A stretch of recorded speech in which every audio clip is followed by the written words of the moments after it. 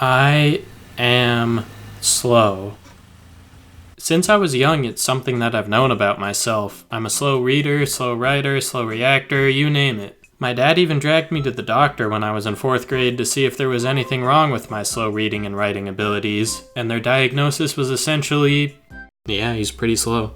Okay, they actually called it slow processing speed, but hey, now that a doctor said it, they let me take all the extra time I needed on tests, so boy, lucky me!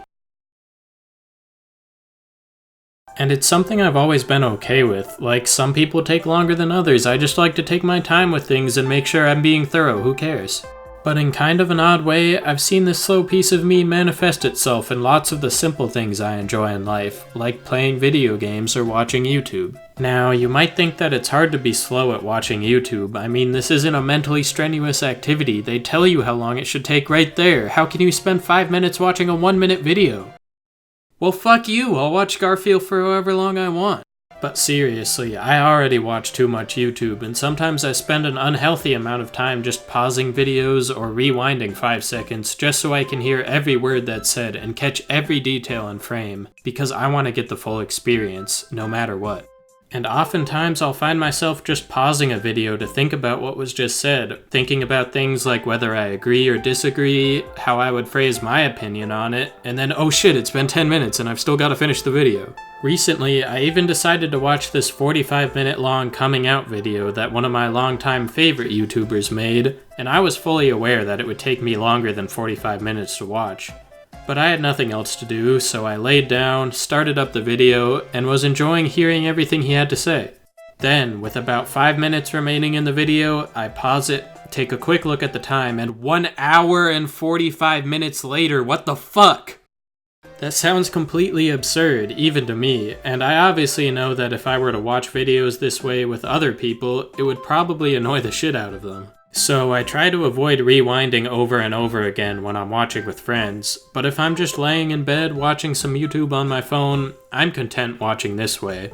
YouTube is something I've been passionate about for years as a viewer and now as a creator, because I love how authentic it is compared to the highly produced Hollywood TV shows you see nowadays. So to me, I enjoy YouTube the most when I can soak up absolutely every detail these independent creators put into their content, and can take the time to process my own feelings about what's being said. So even if that means spending over 2 hours watching a 45-minute video, it is absolutely worth the extra time.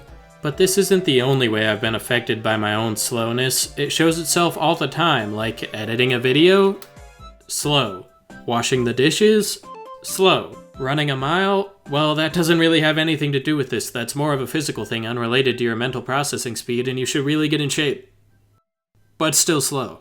And of course, this wouldn't be my channel if I didn't loosely relate the topic to games in some way. But yes, video games are actually one of the most noticeable areas I see my lack of speed take effect. Similar to YouTube, I think part of the reason I play games so slowly is because I enjoy them so much that I want to take my time exploring and fully appreciating everything that's going on. But that's not to belittle the fact that I am just innately slow. I mean, I wouldn't be bronze in Overwatch if I could choose to play faster. Talking about this has actually made me realize that I think there are 2 separate things going on here. The first is that legitimately slow processing speed that got me extended time on tests in middle school and makes me look like this when I'm playing FPS games.